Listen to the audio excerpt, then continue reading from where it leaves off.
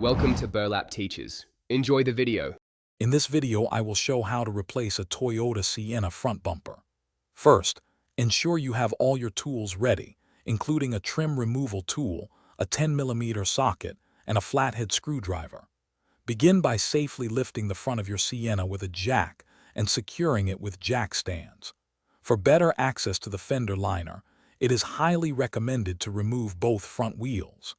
This initial preparation makes the entire process much smoother and safer for you. Next, we will focus on detaching the bumper. Use your trim removal tool to pop out all the plastic clips along the top edge and inside the wheel wells. There are typically about 10 to 12 clips in total. Then, use a 10mm socket to remove the bolts securing the bumper to the vehicle's frame, usually around 4 to 6 bolts. Finally, reach in and carefully disconnect any electrical connectors for components like fog lights or parking sensors, ensuring no wires are damaged.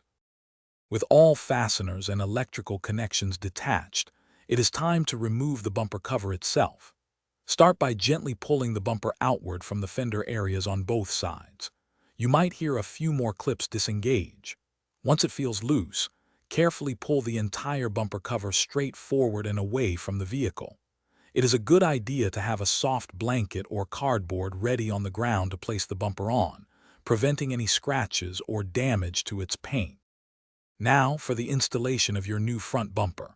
Carefully lift the new bumper cover and align it with the mounting points on your Sienna.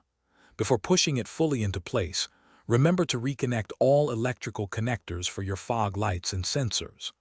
Once aligned, gently push the bumper into position, ensuring all clips engage properly.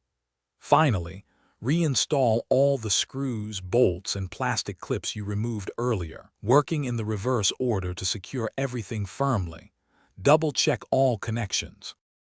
Thanks for watching. Consider subscribing if this video helped you.